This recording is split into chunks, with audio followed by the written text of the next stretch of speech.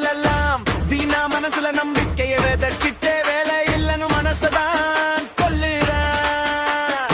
பட்டப்படிப்பு படம் முடிச்சையும் இங்க வாழ்க படம் முடியல விலை வெட்டி இல்லன்னு உலகம் காரி துப்புது. பெத்த வயிறு எரியுதுன்னு சபானைய கொட்டுது. Who is the boss? What is my interview status? வேலை கேட்டு பேரு வாத்திருரோங்கா.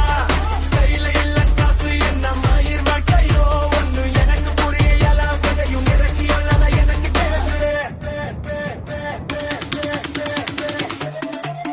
Who is the boss?